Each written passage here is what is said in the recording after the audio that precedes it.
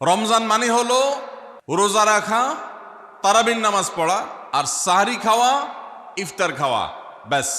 রোজা, তারাবি, সাহরি, ইফতার, এই 4 জিনিসের নাম হলো আমাদের মুসলমানদের রমজান মাস। অথচ আমাদের প্রিয় নবী সাল্লাল্লাহু আলাইহি ওয়াসাল্লাম রমজান মাসে এই 4 কাজের বাইরে আরো অনেক আমল, অনেক কর্মসূচি, অনেক কার্যতালিকা, অনেক আমলের তালিকা তিনি আমাদেরকে দিয়েছেন, যেটা আমরা মুসলমানরা অনেকেই জানি না। তো আজ আমরা নবী করিম সাল্লাল্লাহু আলাইহি সাল্লাম আমাদেরকে রমজান মাসে যে সমস্ত আমল করতে বলেছেন, আমরা সেই সমস্ত আমলের কথা আপনাদের সঙ্গে খুব সংক্ষেপে শেয়ার করব ইনশাআল্লাহ।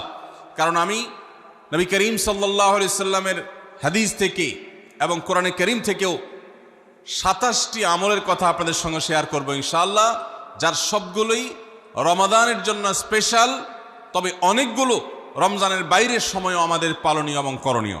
রমাদান কেন্দ্রিক যে সমস্ত আমল, যে সমস্ত করণীয় আমাদের আছে, তার মধ্যে প্রথম করণীয় হলো শাবানের 29 তারিখে পশ্চিম আকাশে রমজানের চাঁদ তালাশ করা। এটা একটা আমল। কোন দিন চাঁদ তালাশ করবেন? শাবানের 29 তারিখ। এই বছর আমাদের দেশে শাবানের 29 তারিখ কবে হচ্ছে? রোজা কবে থেকে শুরু হচ্ছে? তাহলে 29শে শাবান সন্ধ্যায়, যেদিন থেকে রোজা হওয়ার সম্ভাবনা আছে, সেই দিন সন্ধ্যায় মাগরিবের আগে পশ্চিম আকাশের দিকে চাঁদ অনুসন্ধান করার চেষ্টা করে তাকাবেন। পশ্চিম আকাশে চাঁদ অনুসন্ধান করার জন্য যদি চেষ্টা করেন, একটু খোঁজার চেষ্টা করেন, চাঁদ দেখতে যদি পান তো ভালো, এমনকি যদি চাঁদ দেখতে নাও পান, চাঁদ দেখার চেষ্টা যে করেছেন এর কারণে আপনার আমল নামাতে সওয়াব লেখা হবে, একটা সুন্নত আদায় করার সওয়াব। ভাইরা আমার, আমরা আমাদের ছেলেবেলায়, আমাদের শৈশবে রমজানের আনন্দ আঁচ করতাম পশ্চিম আকাশের চাঁদ দেখে। ঈদের আনন্দের সূচনা এবং শুরুই হতো ঈদের চাঁদ দেখার মধ্য দিয়ে। এমন একটা সময় আমরা এখন এসে পৌঁছেছি, যেই সময়ে সবাই চাঁদ তালাশ করে, কিন্তু সেটা আকাশে না, ফেসবুকে। ঠিক না বে ঠিক? চাঁদ কি ফেসবুকে উঠে না আকাশে উঠে? তাহলে সবাই যদি ফেসবুকে চাঁদ তালাশ করেন, আকাশে চাঁদ দেখবে কে? ও ইসলামী ফাউন্ডেশনের হেলাল কমিটি, চাঁদ দেখা কমিটির কিছু মানুষ, তাদের উপরে নির্ভর করে 18-20 কোটি মানুষ তারা ফেসবুকে তাকায় আস। এটা খুবই দুর্ভাগ্যজনক একটা বাস্তবতা। নবী করিম সাল্লাল্লাহু আলাইহি সাল্লামের হাদিসটা আমরা লক্ষ্য করি, তিনি বলেছেন, সুমু লিরুইয়াতিহি ওয়া আফতিরু লিরুইয়াতিহি, তোমরা চাঁদ দেখে সিয়াম সাধনা করবে, চাঁদ দেখে রমাদান উদযাপন করবে, চাঁদ দেখে রমাদানের ইবাদত বন্দেগী করবে, আর চাঁদ দেখে তোমরা ঈদ উদযাপন করবে। চাঁদ দেখে তিনি আমাদেরকে রোজা রাখতে বলেছেন, অতএব চাঁদ দেখতে হবে কি হবে না? ভাইরা আমার, বিলুপ্ত হওয়া মৃত প্রায় সুন্নাহগুলোর মধ্যে থেকে একটা হলো চাঁদ তালাশ করার সুন্নাহ। এটা ফরজে কিফায়া, মুসলিম সমাজের কেউ যদি না করে সবাই গুনাহগার হবে। এটা খুবই রিস্কি একটা বিষয়, দুর্ভাগ্যজনক একটা বিষয় যে 20 কোটি মানুষের রমজান মাত্র মুষ্টিমেয় কয়েকজন মানুষের দেখার উপর নির্ভর করবে। ভাইরা আমার, আমরা পশ্চিম আকাশে চাঁদ দেখার চেষ্টা করব ইনশাআল্লাহ। যদি চাঁদ দেখতে পান আপনি, তাহলে নবী সাল্লাল্লাহু আলাইহি সাল্লামের সেখানে একটা দোয়া পড়বেন, আল্লাহুম্মা আহিল্লাহু আলাইনা বিল ইয়ুমনি ওয়াল ঈমান ওয়াস সালামাতি ওয়াল ইসলাম রব্বি ওয়া রাব্বুকাল্লাহ। চাঁদকে লক্ষ্য করে বলবেন, চাঁদের সাথে কথা বলবেন। চাঁদ আপনার কথা হয়তো বুঝবে না, কিন্তু আল্লাহর এরকম সৃষ্টি যারা আমাদের কথা বুঝতে পায় না, তাদেরকে লক্ষ্য করে কিছু বলার মানে হলো আপনি মূলত আপনার মনের আকুতিকে প্রকাশ করছেন। চাঁদকে লক্ষ্য করে নবী সাল্লাল্লাহু আলাইহি সাল্লাম চাঁদ দেখলে পড়তেন, আল্লাহুম্মা আহিল্লাহু আলাইনা বিল ইয়ুমনি ওয়াল ঈমান। হে আল্লাহ, এই যে চাঁদ আমি দেখতে পাচ্ছি, এই চাঁদের পুরো মাসটাকে যে আমার জন্য বরকত এবং ঈমান দিয়ে পরিপূর্ণ করে দিন। এই চাঁদ পুরো মাস জুড়ে থাকবে, অতএব এই পুরো মাস জুড়ে এই চন্দ্র মাসে আমি আপনার কাছে আমার জীবনে প্রভূত বরকত, কল্যাণ এবং ঈমান আপনার কাছ থেকে চাই। ওয়াস সালামাতি ওয়াল ইসলাম, এবং আমি নিরাপত্তা চাই এই চাঁদ, এই চান্দ্রমাস আমার জন্য যেন নিরাপদ হয় এবং ইসলামের সাথে যেন এই মাস আমি অতিবাহিত করতে পারি, ইমানের সাথে যেন অটল অবিচল থাকতে পারি। রব্বি ও রব্বুকাল্লাহ, হে চাঁদ, তোমার সৃষ্টিকর্তা পালনকর্তা আর আমারও পালনকর্তা এক আল্লাহ। ভাইরা আমার, চাঁদ দেখার চেষ্টা করা যাবে তো ইনশাআল্লাহ? সোশ্যাল মিডিয়াতে আপনি চাঁদের খবর খোঁজেন, দোষ নাই, কিন্তু আমরা সবাই যদি সোশ্যাল মিডিয়াতে চলে যাই, পশ্চিম আকাশে চাঁদটা দেখবে কে? দুর্ভাগ্য। মসজিদ মাদ্রাসার ছাত্ররা, ওলামা একরাম, তারাও চাঁদ তালাশ করতে দেখা যায় খুবই কম, খুবই নগণ্য। আল্লাহ তাআলা আমাদের সবাইকে মৃত প্রায় সুন্নাহকে জিন্দা করার তৌফিক দান করুন। এই বছর 29শে রমাদান শুক্রবারে হবে না শনিবারে হবে? কে কে চাঁদ দেখবেন হাত তোলেন। আল্লাহ আমাদের সবাইকে চাঁদ দেখার তৌফিক দান করুন। মৃত সুন্নাহকে জিন্দা করার নিয়ে তো চাঁদ দেখবেন ইনশাআল্লাহ। আল্লাহ আমাদের সবাইকে আমল করার তৌফিক দান করুন। ভাইরা আমার, তাহলে রমজান কেন্দ্রিক প্রথম আমল পেয়ে গেলাম, প্রথম কর্মসূচি পেয়ে গেলাম, সেটা হলো শাবানের শেষ তারিখে পশ্চিম আকাশে চাঁদ তালাশ করবো ইনশাআল্লাহ। নাম্বার 2, রমজানের দ্বিতীয় আমল, যেটা রমজানের প্রধান আমল মূলত, কি সেটা বলেন দেখি। রমজানের প্রধান আমল কি ভাই? রোজা রাখা। মাশাআল্লাহ, উত্তর সঠিক। রমজান মাসের প্রধান আমল হলো রোজা রাখা। রোজা রাখার চাইতে এ মাসের বড় কোনো আমল হতে পারে না। রোজা রাখা রমজানের সুন্নত না মুস্তাহাব? ফরজ। ফরজ মানে হলো আল্লাহর সেই নির্দেশ, যেই নির্দেশ লঙ্ঘন করলে জাহান্নামের শাস্তি অবধারিত, জাহান্নামের শাস্তি এড়ানো যাবে না, যে নির্দেশ মান্য করা আবশ্যক, এরকম একটি ফরজ। ইসলামের স্তম্ভ কয়টা ভাই? 5টা। নবী করিম সাল্লাল্লাহু আলাইহি সাল্লাম বলেছেন, বুনিয়াল ইসলামু আলা খামস, ইসলাম দাঁড়িয়ে আছে 5টি ফাউন্ডেশনের উপরে, 5টি খুঁটির উপরে, 5টি ভিত্তির উপরে। সেই 5টি ভিত্তির 1 নম্বর হলো শাহাদাতি আল্লাহ ইলাহা ইল্লাল্লাহ ওয়া আন্না মুহাম্মাদান রাসূলুল্লাহ, আল্লাহ ছাড়া ইবাদত এবং উপাসনার উপযুক্ত আর কেউ নাই, আর মুহাম্মদ সাল্লাল্লাহু আলাইহি সাল্লাম আল্লাহর পাঠানো রাসূল, এই কথার সাক্ষ্য মুখে দেওয়া, এটা হলো 1 নম্বর স্তম্ভ। স্তম্ভ নম্বর 2, 5 ওয়াক্ত নামাজ আদায় করা। স্তম্ভ নম্বর 3, যাকাত আদায় করা, যাদেরকে আল্লাহ সামর্থ্য দিয়েছেন, সচ্ছলতা দিয়েছেন। স্তম্ভ নম্বর 4, হজ করা। স্তম্ভ নম্বর 5, রমজানের রোজা রাখা। তবে অনেক হাদিসে রমজানের রোজাকে 4 নম্বরে আর হজকে 5 নম্বরে রাখা হয়েছে। তাহলে রমজান মাসের রোজা রাখা এটা শুধু ফরজ না, মৌলিক ফরজ। নবী করিম সাল্লাল্লাহু আলাইহি সাল্লাম বলেছেন, যদি কেউ জীবনে একটি রোজাও শরিয়া গ্রাহ্য ওজর ছাড়া কেউ যদি ভঙ্গ করে, রোজা না রাখে, রমজানের পরে যদি সে সারা জীবনও রোজা রাখে, দায় মুক্ত হয়তো হয়ে যাবে, সে কাজা আদায় করেছে, কাফারা আদায় করেছে, দায় মুক্ত হয়তো হয়ে যাবে, কিন্তু রমজানের একটা রোজা রেখে আল্লাহর কাছে যে পরিমাণ মর্যাদার অধিকারী হওয়ার কথা, সারা জীবন রোজা রেখেও রমজানের ওই একটা রোজার ক্ষতিপূরণ করা সম্ভব নয়। এই জন্য সবাই রমজান মাসে ফরজ রোজা রাখবো তো ইনশাআল্লাহ। সকল প্রাপ্তবয়স্ক সুস্থ ইমানদারের জন্য রমজানের রোজা রাখা ফরজ। ভাইরা আমার, পৃথিবীতে আজ অনেক বিজ্ঞানী রোজা বা ফাস্টিং এর উপরে গবেষণা করে অনেক বড় বড় পদক, অনেক বড় বড় পুরস্কার জিতেছে। এখন ডাক্তাররাও আমাদেরকে বলে যে একটা সময় আমরা যেন ফাস্টিং করি, একটা সময় আমরা যেন না খেয়ে থাকি, এটা আমাদের স্বাস্থ্যের জন্য ভালো। নবী সাল্লাল্লাহু আলাইহি সাল্লাম সেই 1500 বছর আগে আল্লাহর দেয়া বিধান আমাদেরকে জানিয়েছেন। রমজানে পুরো মাস রোজা, শাবানে মুহররমে বেশি বেশি নফল রোজা, সোমবার বৃহস্পতিবার সাপ্তাহিক রোজা, চাঁদের 13, 14, 15 আইয়ামে বীজের মাসিক রোজা।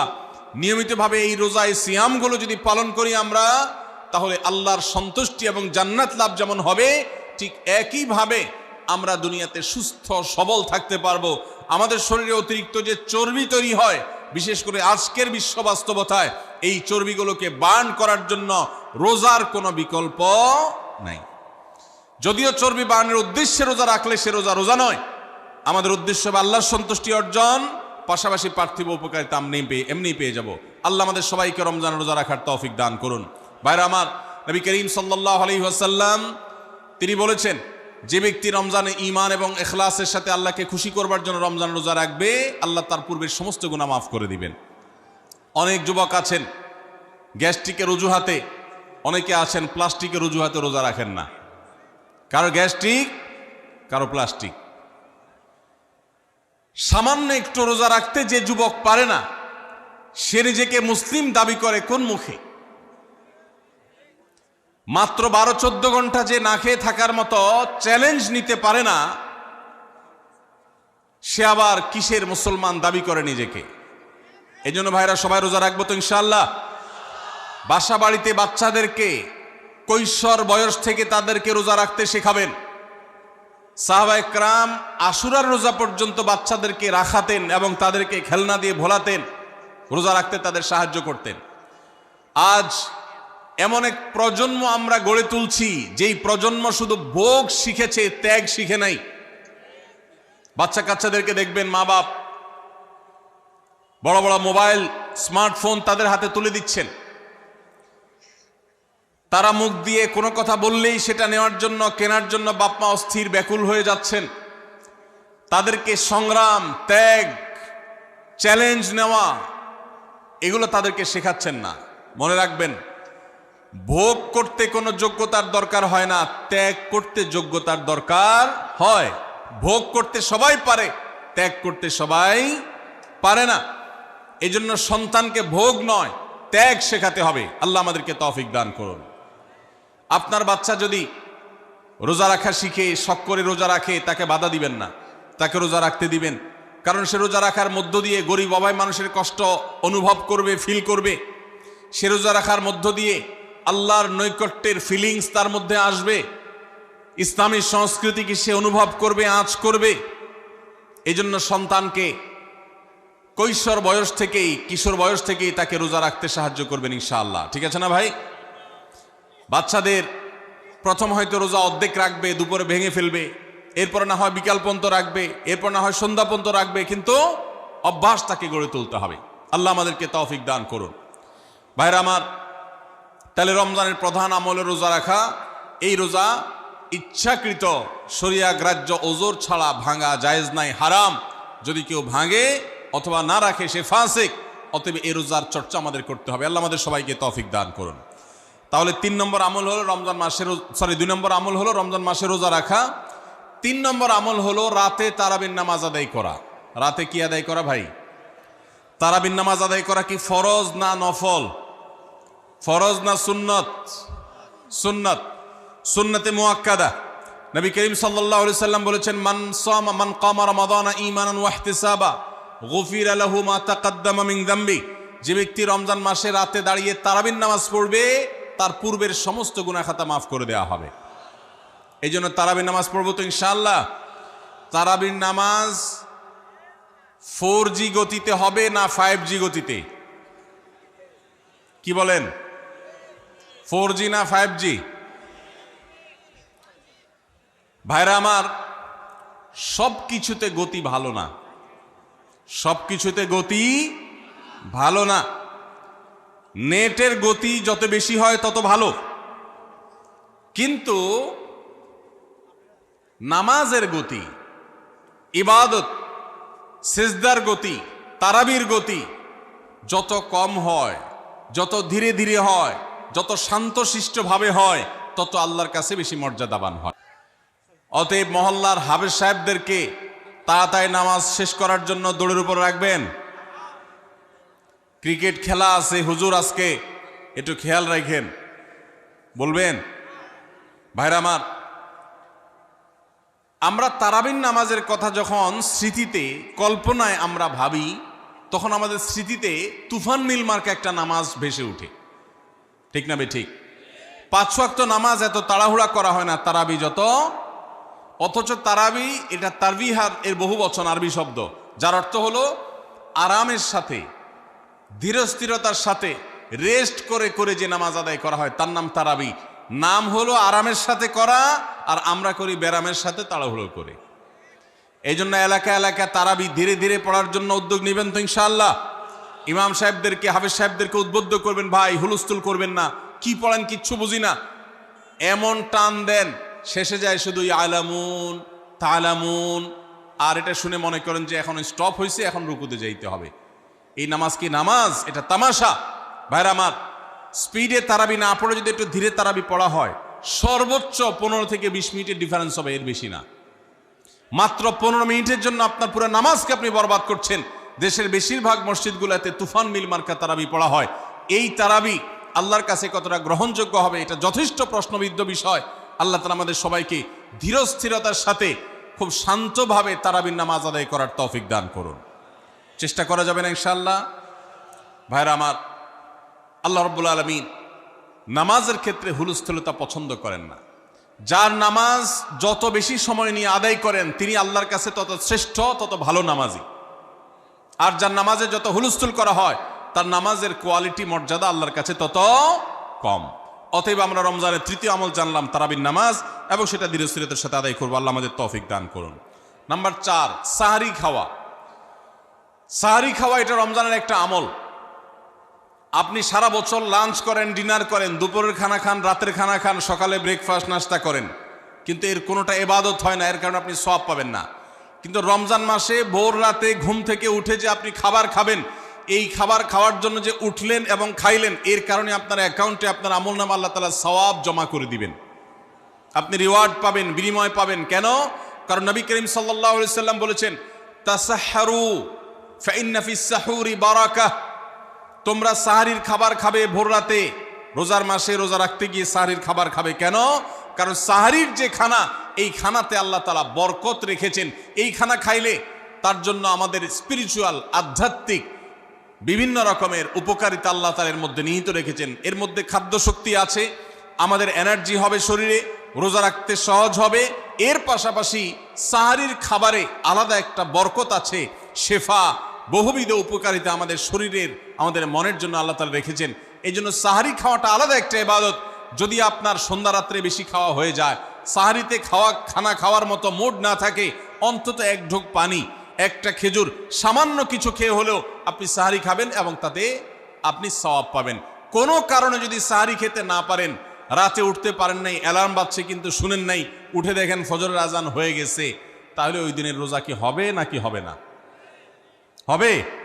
মাশাআল্লাহ, বগুড়া মানুষ মাসালা জানে, দেখা যায় রোজা হয়ে যাবে ইনশাআল্লাহ। কারণ এই সাহারি খাওয়াটা ফরজও না, ওয়াজিবও না, এটা সুন্নত। সুন্নত ছুটে গেলে ইবাদত হয় না, ব্যাপারটা সেরকম না। 5 নম্বর আমল হলো, সাহারি তো খাবো ঠিক আছে, কিন্তু সেটা শেষ সময়ে খাওয়া, দেরিতে খাওয়া। সাহারি কি আগে খাবেন না শেষের দিকে খাবেন? শেষের দিকে। কেন? কারণ নবী করিম সাল্লাল্লাহু আলাইহি সাল্লাম বলেছেন, লা ইয়াজালুন নাসু বিখাইরিন মা আজ্জালুল ফুতুর ওয়া আখারুস সাহুর। এই উম্মত, মুসলিম জাতি ততদিন পর্যন্ত কল্যাণের উপর প্রতিষ্ঠিত থাকবে, তারা কল্যাণকে স্পর্শ করতে পারবে যতদিন পর্যন্ত তারা সাহারি তাড়াতাড়ি খাবে না দেরিতে খাবে? দেরিতে খাবে। আর ইফতার তাড়াতাড়ি করবে। তাহলে সাহারি দেরিতে খাওয়া হলো সুন্নত। আমাদের দেশে গ্রামে অনেক মুরব্বীরা এখনো আছেন, রাত 12টা, 1টা, 2টা বাজে সাহারি খেয়ে শুয়ে থাকেন।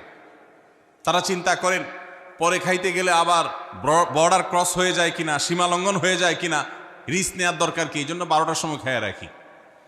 এটার কারণে সাহারি খাওয়ার সওয়াব পাবেন ঠিকই, কিন্তু দেরিতে সাহারি খাওয়ার যে সুন্নত, সেই সুন্নত আদায় হবে না। এই জন্য দেরিতে খাবেন।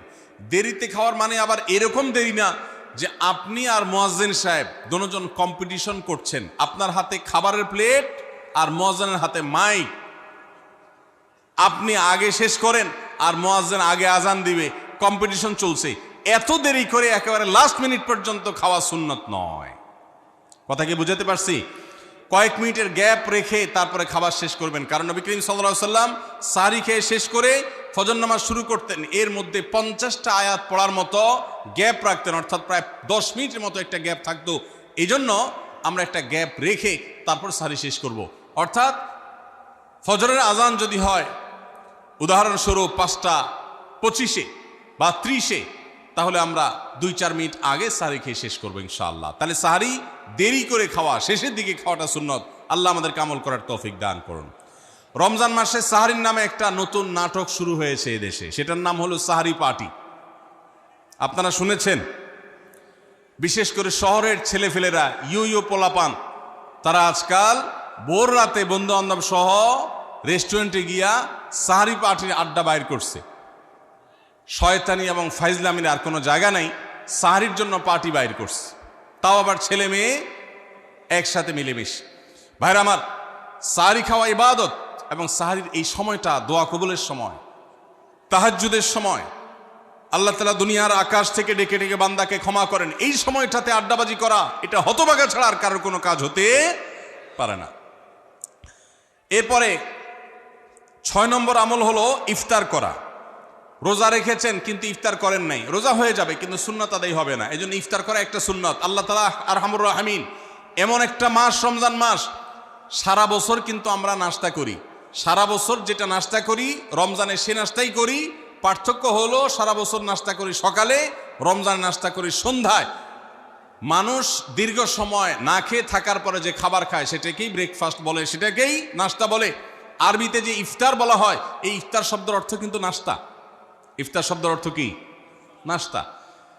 সারা বছর নাস্তা খেলে কোনো সওয়াব হবে, কিন্তু রমজান মাসে আপনি যদি সারাদিন উপবাস থাকার পর সন্ধ্যায় ব্রেকফাস্ট করেন, অর্থাৎ ইফতার করেন, তাহলে আল্লাহ তাআলা আপনাকে সুন্নাত পালন করার সওয়াব দিবেন। এই জন্য ভাই, ইফতার করা একটা সুন্নাত। 7 নম্বর, ইফতার আবার তাড়াতাড়ি করা আরেকটা সুন্নাত। এটা 7 নম্বর আমল, ইফতারটা একটু তাড়াতাড়ি করা। তাড়াতাড়ি করা মানে কি?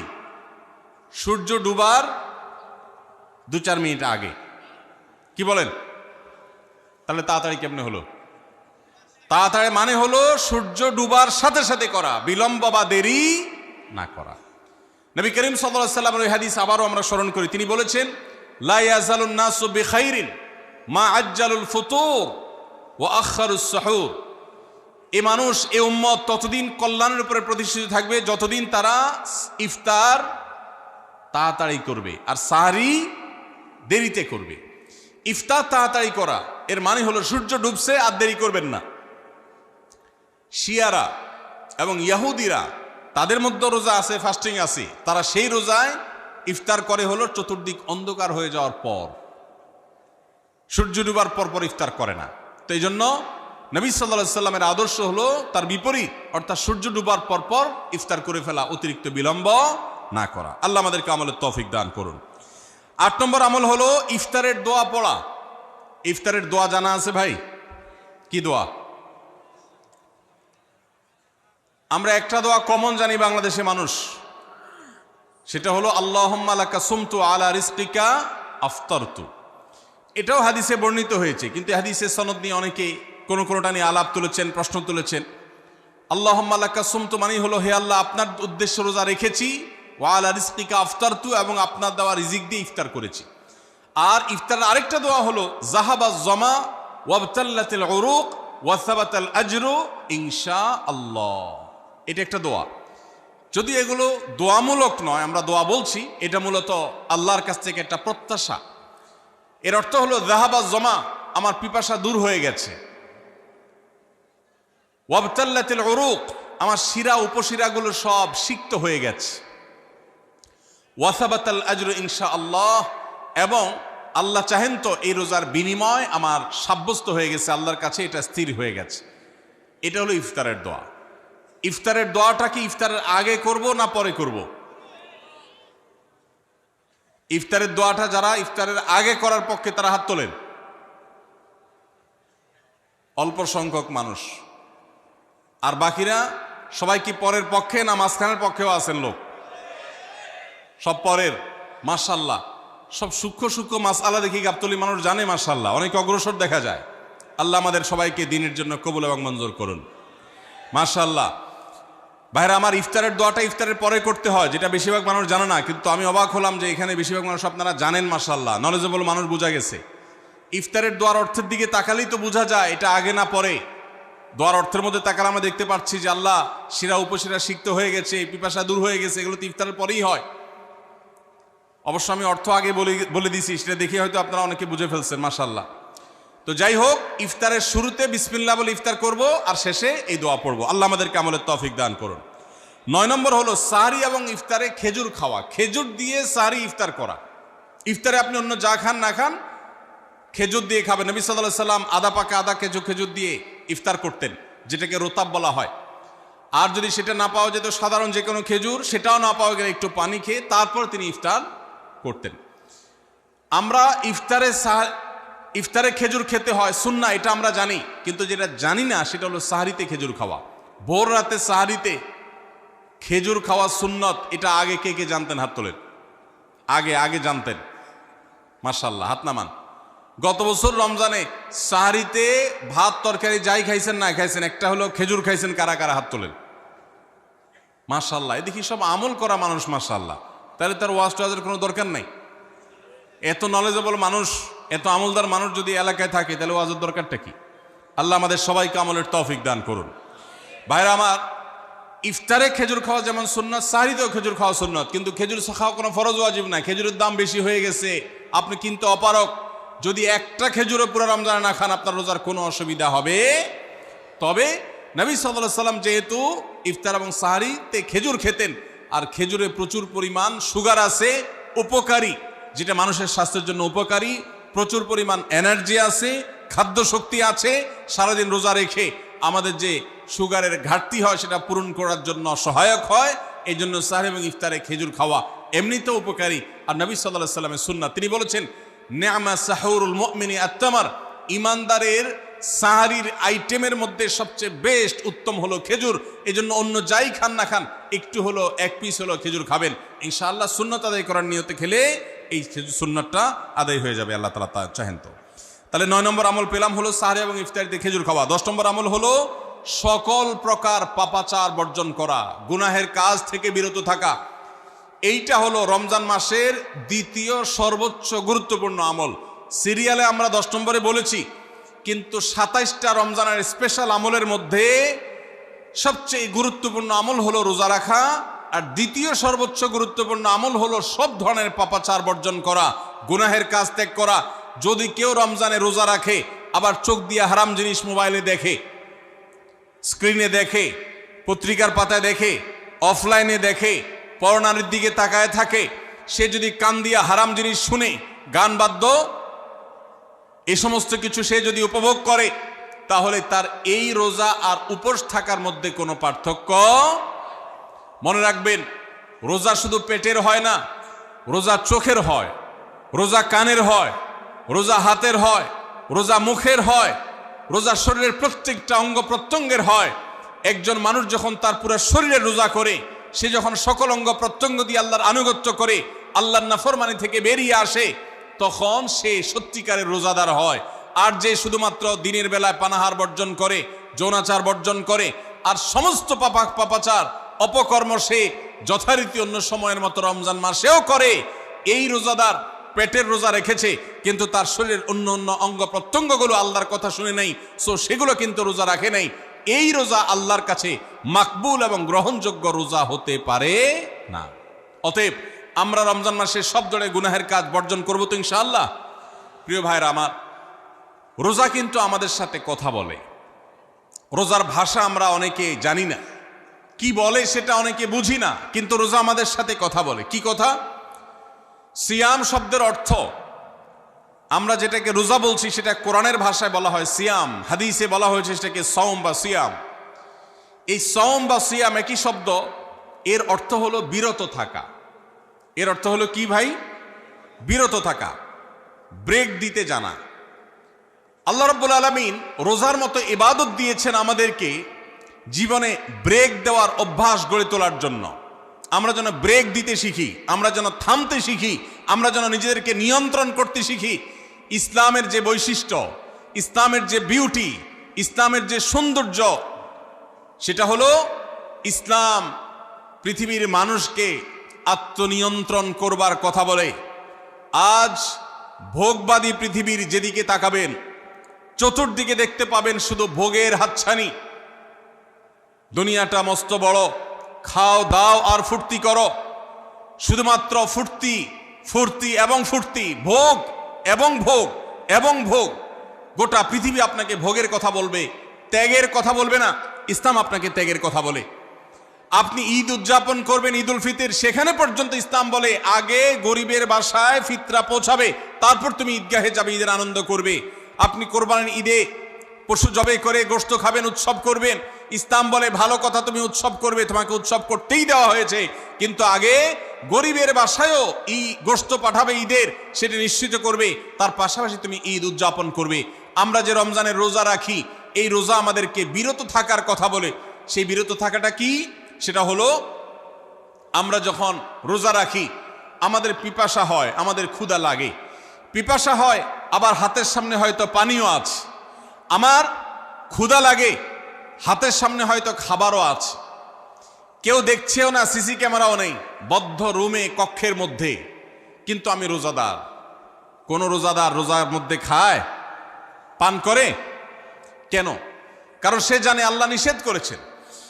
আমরা যখন ইফতার সামনে নিয়ে বসে থাকি সন্ধ্যাবেলায়, ভাইরা আমার, সারা বছর নাস্তা তো আল্লাহ তাআলা কম হোক বেশি হোক সবাইকে করার তৌফিক দেন, আমরা সবাই তো কম বেশি নাস্তা করি।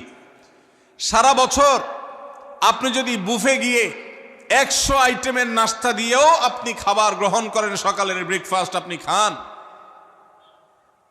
ইফতারের সময় মাত্র 2-4টা আইটেম নিয়ে বসে থেকে আজানের জন্য, সূর্য ডুবার জন্য যে অপেক্ষা করেন, ওই অপেক্ষার সময় যে অবর্ণনীয় স্বাদ আর তৃপ্তি পাওয়া যায়, পৃথিবীর সমস্ত খাদ্য গ্রহণের মধ্যেও এই তৃপ্তি বা স্বাদ নাই।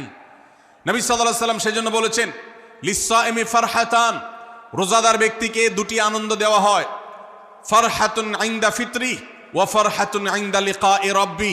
একটা আনন্দ হলো ইফতারের সময়, অবর্ণনীয়, ভাষায় প্রকাশ করবার অযোগ্য, কি ভালো লাগা কাজ করে। ইফতারের জন্য আমরা বসে আছি, খাবার সামনে আছে রকমারি, শীতল শরবত সামনে আছে, রকমারি খাবারের পসরা সাজানো আছে টেবিলে, দস্তরখানে, এদিকে পেটে ক্ষুধাও আছে, কিন্তু আমরা মিনিট গুনছি, আমরা সময় দেখছি, ঘড়ির দিকে তাকিয়ে আছি, সূর্য কখন ডুববে।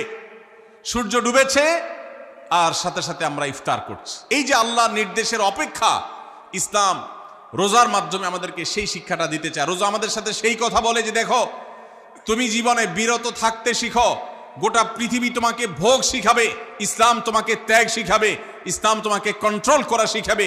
আমাদের তরুণদের চরিত্রকে নষ্ট করবার জন্য, তাদেরকে নানাভাবে উস্কানি দেওয়ার জন্য, বিনোদনের নামে, নিউজের নামে, বিজ্ঞাপনের নামে, বিভিন্ন নামে অশ্লীল নানা দৃশ্য, খোলামেলা দৃশ্য তাদের সামনে দেখানো হয়, ভোগের আহ্বান করা হয়। ইসলাম বলে, হে মুসলিম তরুণ, তোমার চোখের এরিয়ার মধ্যে কোনো পরনারী, কোনো সুন্দরী নারী পড়ে গেছে, তুমি আঁচ করতে পেরেছ, সাথে সাথে তোমার দৃষ্টিকে তুমি নিয়ন্ত্রণ করো, অবনত করো। কুল্লিল মুমিনিনা ইয়াগুদ্দু মিন আবসারিহিম ওয়া ইয়াহফাযু ফুরুজাহুম। আল্লাহ বলেছেন, হে রাসূল বলে দিন ইমানদার পুরুষদেরকে, তারা যেন তাদের চোখগুলোকে নামিয়ে রাখে, তাদের সম্ভ্রমকে তারা সংরক্ষণ করে। মনে রাখবেন, যা খুশি তা করতে পারা এটা যোগ্যতা নয়। নিজেকে নিয়ন্ত্রণ করলাম, যা খুশি তা করব না, এর নাম হলো যোগ্যতা। ডায়রিয়ার রোগী ডাইরেক্ট হয়ে যায়, যা খুশি যে করে, নিজের মন যেদিকে তাকে নাচায় সেদিকে নাচে, এই লোকটা অসুস্থ মানুষের মতো। আর মুসলিম যুবক, মুসলমান মানুষ, নারী পুরুষ, সে নিজেকে নিয়ন্ত্রণ করে। আল্লাহ এটা হারাম করেছেন, আমার মন চায়, চাইলেই আমি সেটা নিতে পারি, কিন্তু আমি নেব না। আমি একটা জিনিস ধরতে পারি, আল্লাহ হারাম করেছেন, সেজন্য আমি ধরবো না। এই শিক্ষাটা রমজান আমাদেরকে দেয়। অতএব রমজানের সবচেয়ে গুরুত্বপূর্ণ আমল হলো এই 10 নম্বর আমল, সেটা হলো পাপাচার বর্জন করা। নবী সাল্লাল্লাহু আলাইহি সাল্লাম বলেছেন, যে ব্যক্তি রমজানে রোজা রাখলো আর পাপাচার বর্জন করলো না, তাহলে এই রোজা রাখার উপোস থাকার ভিতরে কোনো পার্থক্য নাই। আল্লাহ আমাদের সবাইকে রমজান মাসে রোজা থেকে সকল হারাম, সকল নাজায়েজ কাজ, সকল গুনাহের কাজ ছাড়ার তৌফিক দান করুন, বলুন আমিন। ভাইরা আমার, 11 নম্বর আমল হলো অধিক পরিমাণ দোয়া করা। রমজান মাসে রোজা রেখে আমরা বেশি বেশি দোয়া করব। চলতে ফিরতে, উঠতে বসতে দোয়া করতে পারেন। আমাদের মায়েরা অনেকে শুনছেন আমাকে, রমজান মাসে আপনি গৃহস্থলী কাজ করছেন, রান্নাবাড়া করছেন, ঘর ঝাড়ু দিচ্ছেন, আর মনে মনে আল্লাহর সাথে কথা বলেন। দোয়া মানে আল্লাহর সাথে কথোপকথন। আল্লাহ, আপনি আমাকে মাফ করে দেন, আমার বাবাকে মাকে মাফ করে দেন, সন্তানগুলোকে হেদায়েত দান করেন, চোখের পানি ফেলেন। নিয়মতান্ত্রিক দোয়া, বসে বসে হাত তুলে দোয়া করবেন কেবলামুখী হয়ে। আবার চলতে ফিরতে, উঠতে বসতে, এমনকি ওযু নাই সে অবস্থায় দোয়া করবেন। নবী সাল্লাল্লাহু আলাইহি সাল্লাম বলেছেন, 3 ব্যক্তির দোয়া ফিরিয়ে দেওয়া হয় না। কয় ব্যক্তির দোয়া? সালাসুন লা তুরাদ্দু দাওয়াতুহুম, 3 শ্রেণী মানুষের দোয়া ফিরিয়ে দেওয়া হয় না। এর ভিতরে এক শ্রেণী হলেন মাজলুম, কারোর জুলুমের শিকার হয়েছে। এই ব্যক্তি জালেমের বিরুদ্ধে যে তার মনের আকুতি থাকে, বদদোয়া থাকে, আল্লাহ সুবহানাহু ওয়া তাআলা এটা ফিরিয়ে দেন না।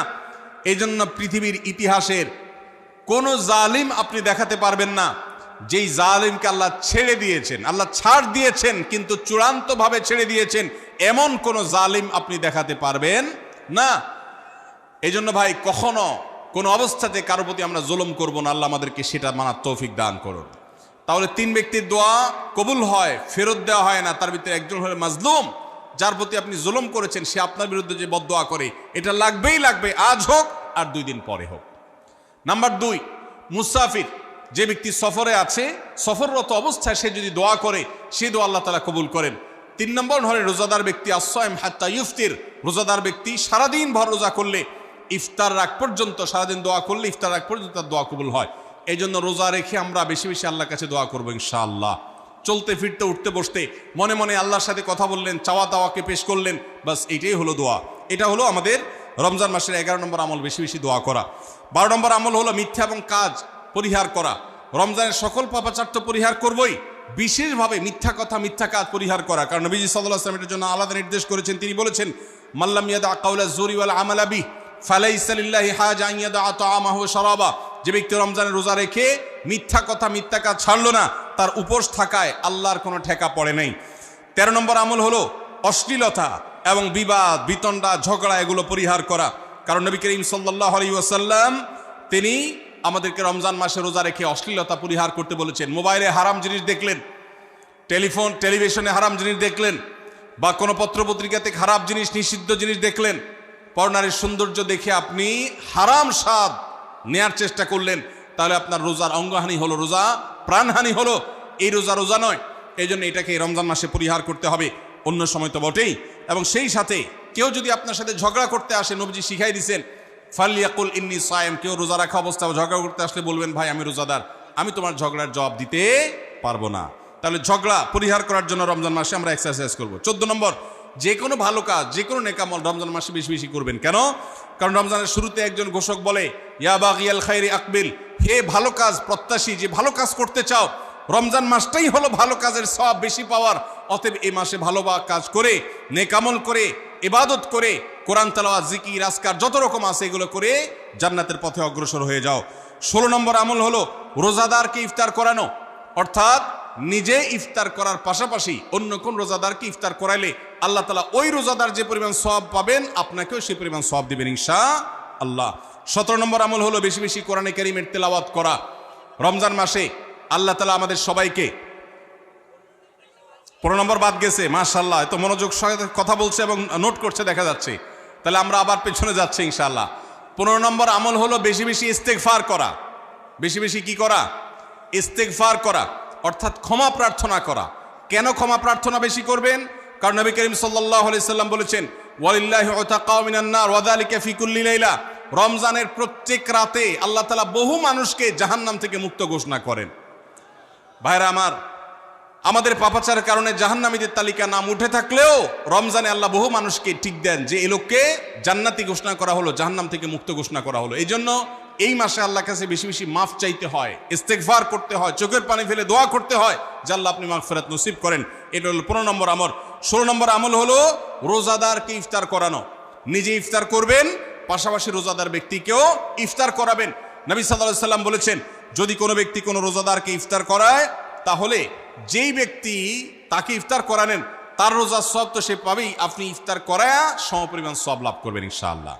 অতএব মসজিদে ইফতার দেওয়ার ব্যবস্থা করা যেতে পারে, রাস্তাঘাটে, বিশেষ করে পাবলিক পরিবহনে, এমনকি প্রাইভেট গাড়িতেও সন্ধ্যার সময়, ইফতারের সময় অনেক সময় খাবার থাকে না, তখন আপনি রাস্তায় দাঁড়িয়ে যদি সামান্য একটু খেজুর, সামান্য একটু পানি বিতরণ করতে পারেন, তাইলে সওয়াবটা পাওয়া যেতে পারে। আপনার বাসায় আশেপাশে অনেক অভাবী মানুষ আছে, তাদের বাসায় আপনি ইফতার পৌঁছে দিতে পারেন, এর মাধ্যমে রোজাদারকে ইফতার করানোর সওয়াব পেতে পারেন। 17 নম্বর আমল হলো বেশি বেশি কোরআনে কারীমের তেলাওয়াত করা। কোরআনে কারীমের তেলাওয়াত রমজান মাসে বেশি বেশি করব। কেন? কারণ হলো এই মাসটাই হলো কোরআন নাজিলের মাস। আল্লাহ তাআলা রমজান মাসে কোরআন নাজিল করেছেন। আল্লাহ বলেছেন, শাহরু রমাদান আল্লাযী উনজিলা ফীহিল কুরআন হুদাল লিন-নাস ওয়া বায়িনাতিন মিনাল হুদা ওয়াল ফুরকান। রমজান মাস এমন মাস যে মাসে আল্লাহ তাআলা কোরআন নাজিল করেছেন, এই জন্য এই মাসে বেশি বেশি রোজ কোরআন তেলাওয়াত করতে হবে।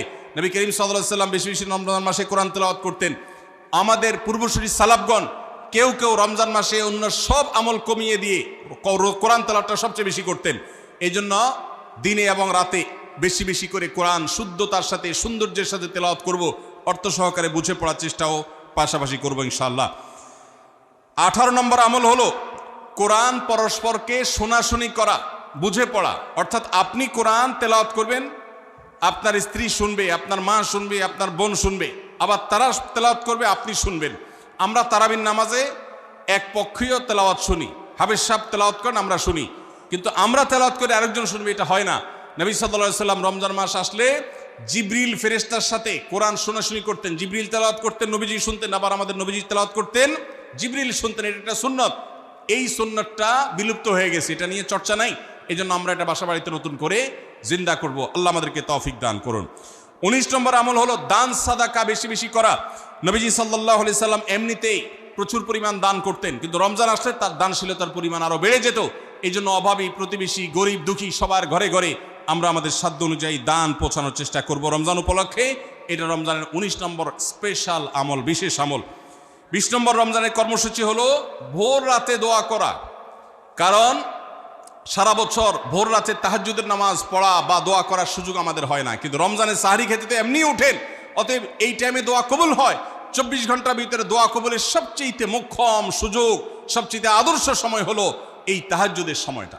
ভাইরা আমার, ঢাকার একটি বড় কোম্পানি, বাংলাদেশের সবচেয়ে বড় শিল্প প্রতিষ্ঠান বললে ভুল হয়তো হবে না, অন্তত এটুকু বলা যায় যে প্রথম 3-4টি বড় প্রতিষ্ঠানের একটি। এরকম একটা প্রতিষ্ঠানের একজন কর্মকর্তা বছর 2-3 আগে আমার সাথে হঠাৎ দেখা। তিনি আমাকে দেখে বেশ আবেগ আপ্লুত হলেন এবং অনেকটা জড়িয়ে ধরলেন এবং বললেন, ভাই, আপনার একটি আলোচনা থেকে আমার জীবনের ভিতরে এমন এক পরিবর্তন আসছে যেটা অকল্পনীয়, অভাবনীয়। হয়ে জানতে চাইলাম কোনটা সেটা। তখন তিনি বললেন, ভাই,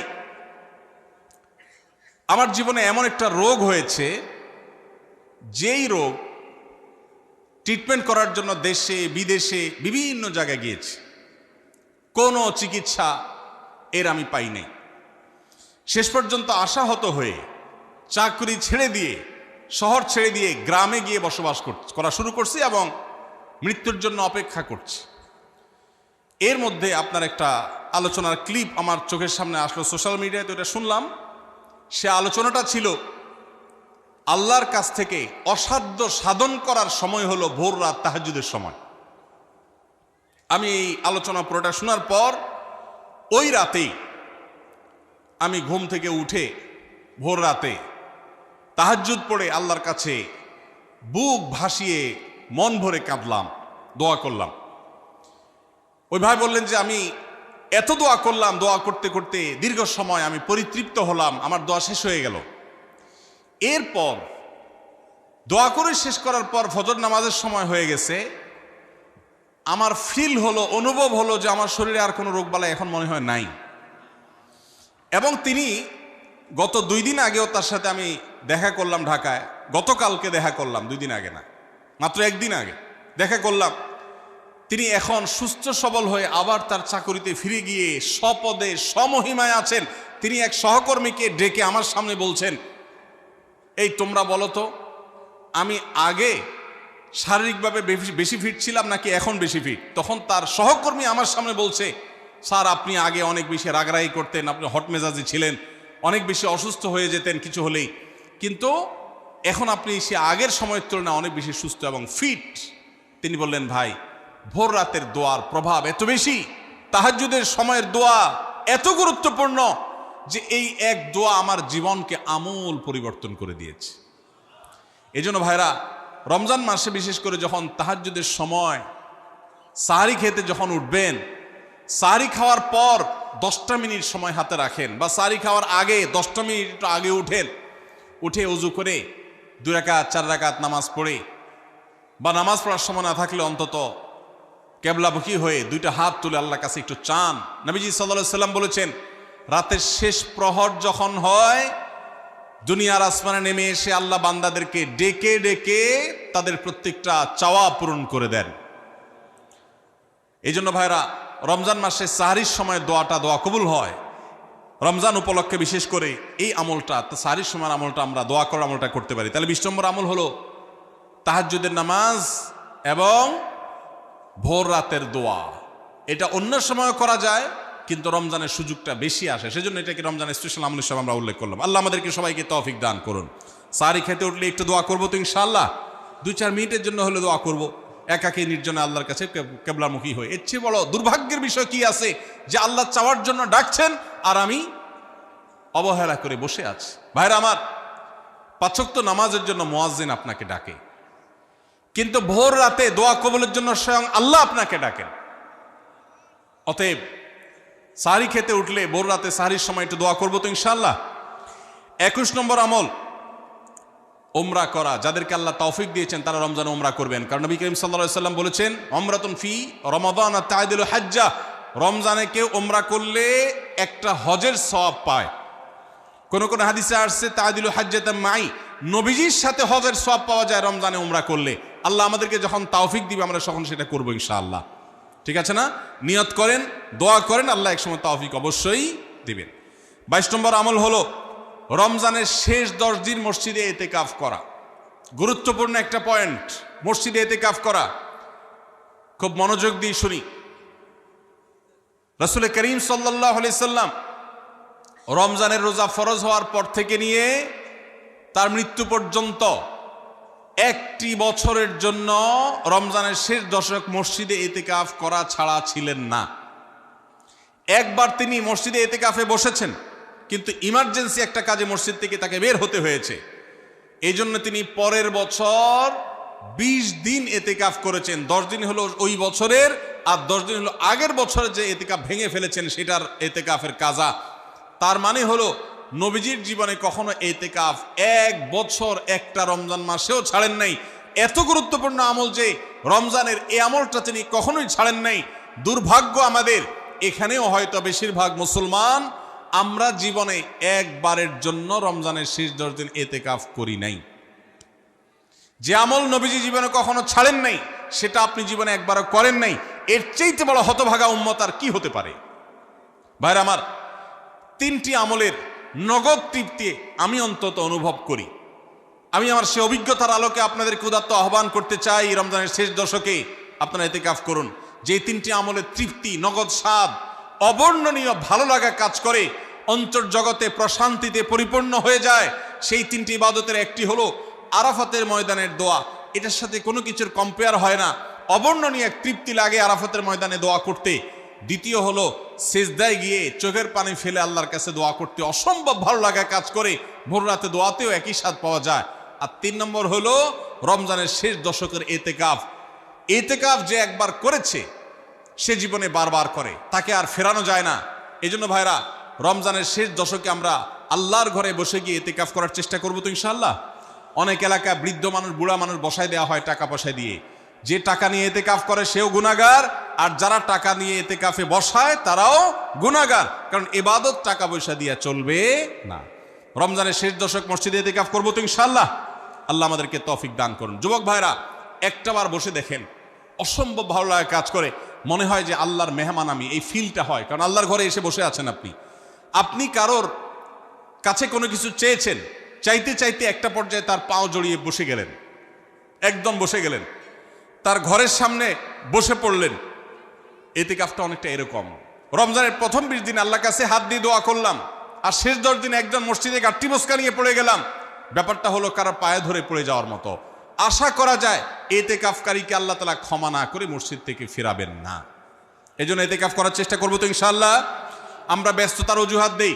ভাইরা আমার, যে কোনো মুহূর্তে দুনিয়া থেকে চলে যেতে হতে পারে। এই জন্য এই রমজানে প্ল্যান করেন, যত ব্যস্ত হন না কেন। আমি তো আমার সমস্ত ব্যস্ততাকে এক পাশে ঠেলে রেখে আল্লাহ আমাকে যখন থেকে তৌফিক দিয়েছেন রমজানের শেষ দশকে ইতিকাফ ছাড়া বাইরে থাকবো এটা চিন্তাও করি না। এই জন্য যুবক ভাইদেরকে বলবো, প্রত্যেকটা মহল্লাতে 2 জন 5 জন 10 জন করে যুবকরা বসেন, কোরআনের গ্রুপ স্টাডি করেন, কোরআনের পাঠচক্র করেন, নিজেরা কোরআন হাদিসের আলোচনা করেন, রোনাজারি এবং দোয়া করেন। 10টা দিন আল্লাহর সাথে কানেক্টেড হওয়ার চেষ্টা করেন। 12 মাস ইবাদত, দাওয়াতের কাজ, ইসলামের কাজ করবেন, ইনশাআল্লাহ সেখানে বরকত পাবেন। রমজানের শেষ দশকে ইতিকাফ করবেন তো ইনশাআল্লাহ। আল্লাহ আমাদের সবাইকে তৌফিক দান করুন। 23 নম্বর আমল হলো শেষ দশকে ইবাদতের মাত্রা বাড়িয়ে দেওয়া। আমরা উল্টাটা করি। আমাদের দেশে রমজানের প্রথম দশকে মসজিদ ফুল হয়ে, বারান্দা ফুল হয়ে, রাস্তায়ও মুসল্লি দাঁড়ায়। আর 10 রমজান চলে গেলে 20 রমজান পর্যন্ত বাহিরের মুসল্লি কমতে কমতে বারান্দার মুসল্লি কমে ভিতরে চলে আসে। আর শেষ 10 দিনে আসলে, ঈদের দিনগুলো যখন কাছে আসে, তখন 5 ওয়াক্ত নামাজের ওই নিয়মিত মুসল্লি ছাড়া বাকিগুলো সব উদাও হয়ে যায়। নবী সাল্লাল্লাহু আলাইহি সাল্লাম কি করতেন? তার উল্টাটা। আমাদের আয়েশা বলেছেন, কানা ইয়াজিতাহিদু ফীহি মা লা ইয়াজিতাহিদু ফী গায়রি। আমাদের নবীজি সাল্লাল্লাহু আলাইহি সাল্লাম রমজানের শেষ দশকে ইবাদতের জন্য যত কষ্ট করতেন, যত সাধনা করতেন, অন্য কোন সময় ইবাদতের জন্য এত সাধনা করতেন না। অথচ আমরা দেখা যায় শেষ দশক অবহেলা কাটাই। এই জন্য ভাইরা, শেষ দশকে ইবাদতের পরিমাণ আরো বাড়িয়ে দিতে হবে, আমলের পরিমাণ বাড়িয়ে দিতে হবে। এটাই আল্লাহ তাআলার নির্দেশনা, সেটাই রমজানের শেষ দশকের আমল। 24 নম্বর আমল হলো শেষ দশকে পরিবারকে ঘুম থেকে ডেকে তোলা।